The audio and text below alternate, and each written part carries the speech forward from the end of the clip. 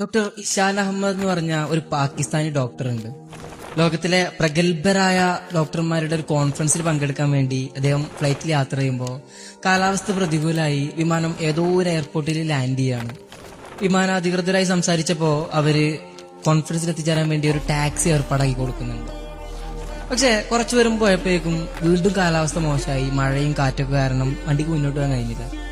മൊബൈലിലാണെങ്കിൽ ആരെയും ബന്ധപ്പെടാൻ റേഞ്ച് ഇല്ല. ആകെയുള്ളത് തൊട്ടപ്പുറത്തൊരു ചെറിയ കുടില് മാത്രമാണ്. അവിടെ ചെന്ന് നോക്കുമ്പോൾ ഒരു പ്രായമായ ഉമ്മ നിസ്കരിക്കുന്നുണ്ട്, തൊട്ടപ്പുറത്തൊരു കുട്ടിയും കിടക്കുന്നുണ്ട്. അവരുടെ നിസ്കാരശേഷം കുടിക്കാൻ കുറച്ച് വെള്ളം ചോദിച്ചു. വെള്ളം കുടിച്ചു കഴിഞ്ഞപ്പോ അയാൾ ചോദിക്കുന്നുണ്ട്, എന്താ ഉമ്മ ഇതിന് പറ്റിയത്? ഇത് എന്റെ പേരക്കുട്ടിയാണ്. വളരെ ചെറുപ്പത്തിൽ തന്നെ ഇവന്റെ ഉമ്മയുപ്പയൊക്കെ ഒരു അപകടത്തിൽപ്പെട്ട് മരിച്ചുപോയി. ഇവന് ഒരു മാറാ രോഗവും പിടിപെട്ടു. എന്റെ കയ്യിലുള്ള എല്ലാ സമ്പത്തും വിറ്റിട്ടാണ് ഞാൻ ഇവരെ ചികിത്സിച്ചത്. പക്ഷെ ഒരു മാറ്റമല്ല. ഇപ്പോ നാട്ടുകാർ പറയുന്നുണ്ട് തെക്കൻ പാകിസ്ഥാനില് ഒരു വലിയ ഡോക്ടർ ഉണ്ട്, അദ്ദേഹത്തെ കണ്ടാ ചിലപ്പോൾ ഇവന്റെ രോഗം മാറിയേക്കുന്ന. പക്ഷെ അദ്ദേഹത്തെ കാണാൻ ഒരുപാട് പണം ആവശ്യം വരും, കുറെ കാലം കാത്തിരിക്കേണ്ടിയും വരും. അതുകൊണ്ട് എനിക്ക് ചികിത്സിക്കാൻ ഒരു വഴിയില്ല.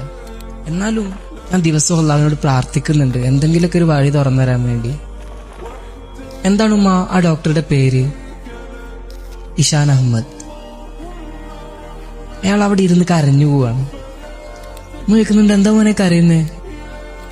ഉമ്മ, ഞാനാണ് നിങ്ങൾ അന്വേഷിക്കുന്ന ഇഷാൻ അഹമ്മദ്. നിങ്ങളുടെ പ്രാർത്ഥനയാണ് എവിടെയോ എത്തേണ്ട എന്നെ ഈ നാട്ടിലെ ഈ കൂരയിൽ എത്തിച്ചത്.